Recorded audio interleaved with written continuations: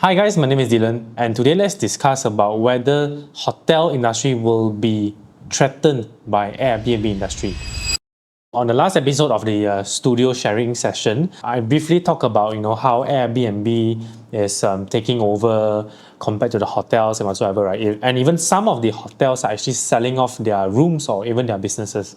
Like for example, I encountered one news in Sabah. I forget which hotel already, but they are selling off their rooms or their suites, opening up to investors to invest in their room. You can operate it like as if you're a hotel operator. So basically, it's like a profit sharing method lah. I also realized that in KL, especially in Bukit Bintang or KLCC area, right, a lot of these bigger names are actually selling off their businesses. Selling off as in not really like exiting, but it's more onto maybe they have 100 rooms, but they are maybe disposing 20 of them and opening up for investors to join in. So my take is always, yes, Airbnb is actually threatening the hotel industry, but it will not overtake hotel, and here's why. So before we jump into which is really better, right, let's just analyze the criteria, the pros and cons of Airbnb first. So first of all, right, Airbnb generally has more space. Like for example, if let's say dollar to dollar, 300 ringgit if you were to rent hotel, stay in a hotel per night in KLCC area, you can only get a studio room maybe, for example.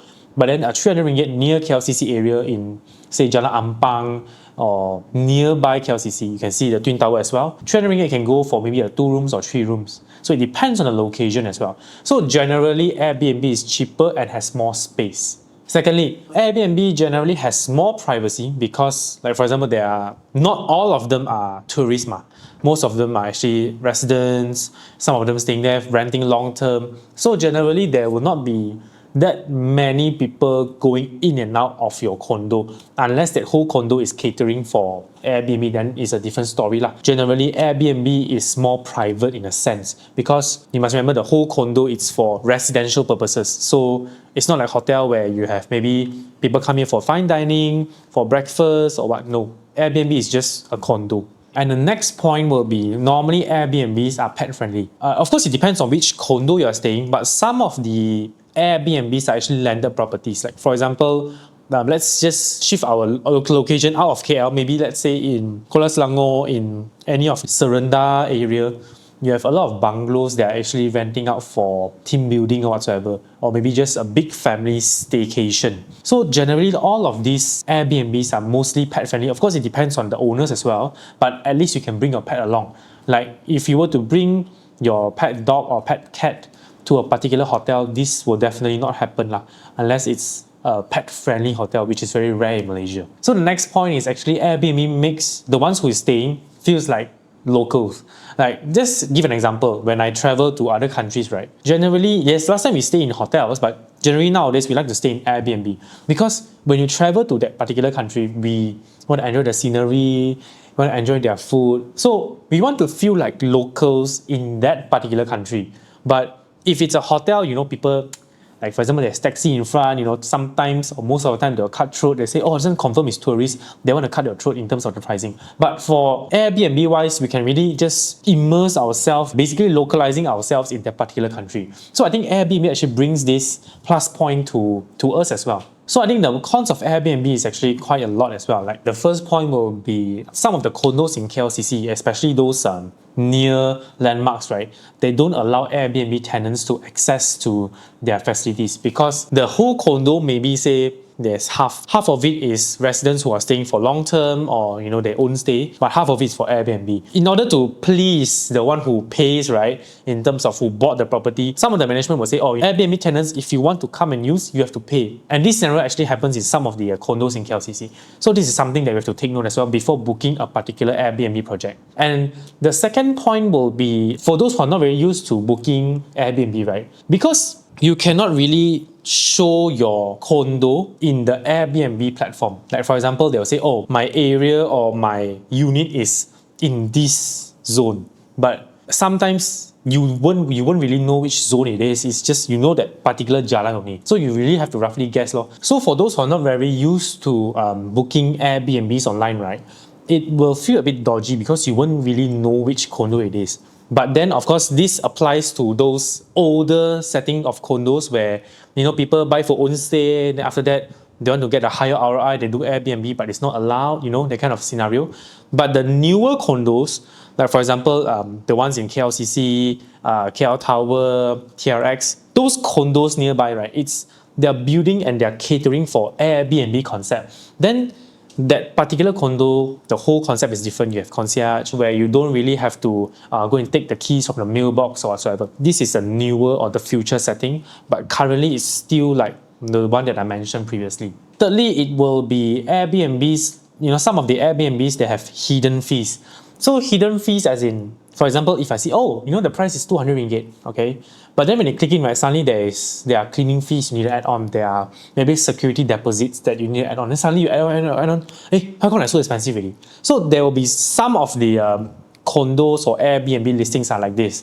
So it's not really that transparent. Of course, some of the hotels as well it's not really that transparent, and some of them, even if you pay the cleaning fees or what, right, it's not really that clean as well. We have to know that. And for Airbnbs, we don't really have, or we can call housekeeping to come and say, hey, help me clean this, clean that. No, for Airbnbs, is you're dealing with the owner and you yourself. Up to the owner's discretion, whether he want to help you to clean cleanly or how. So this is something that for those who are quite particular with cleanliness, this is something very important. Oh yeah, and one more thing about Airbnb is there is no room service and no 24-hour front desk where, let's say an emergency happen, you have to call the owner, but then the owner may be sleeping already. So it's something that is quite dangerous, especially for tourists who comes to Malaysia or we going to other places, other countries, right? What if midnight, we occur some emergency, we need to go to the hospital or any clinics or anything, we don't know, we have to Google search, it's slower. But then with front desk below at our hotel, it will definitely be more convenient and safer lah. Alright, so after talking about the pros and cons of Airbnb, let's talk about the pros and cons of hotel.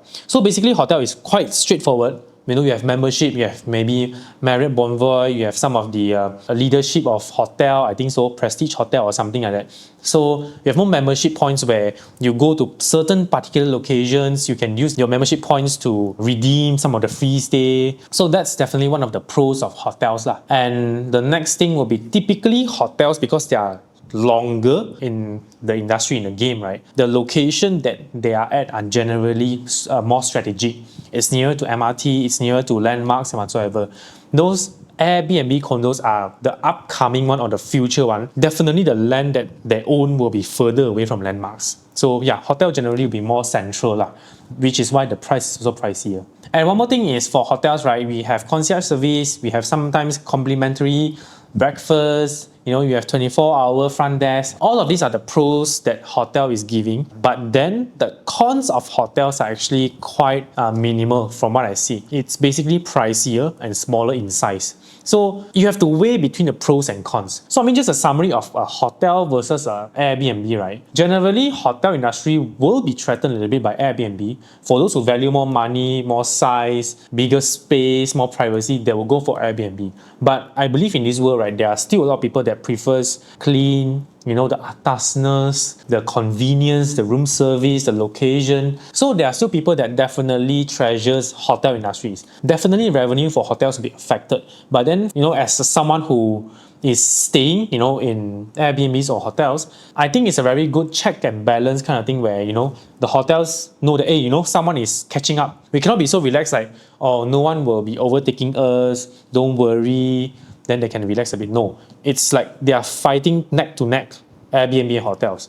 So I believe for now, hotel is still winning, but I think Airbnb is not too far behind as well in terms of the overall industry. So all in all, right, my take is if you are interested in doing this kind of short-term rentals or Airbnb style, right, try to find a condo that is really catered for doing hotels or really doing for Airbnbs, or if best, you find hotel, like for example the one in Sabah or in some of the KL ones, you find those where they're trying to sell off their units, you try to inquire and see whether it makes sense for you. Yeah, I think that is a safer choice lah. It's a best of both worlds. Hotel operator, secondly is you're really buying the strategic location and the management as well lah. So I think all in all, right, for those who are interested to invest in this kind of hotel style or Airbnb style condo, right, do take note on what you're getting into. Definitely location, PSF, monthly installment, like I mentioned in the previous video. And then for me, the best of both worlds is to find a hotel managed condo or a hotel that are selling off some of their units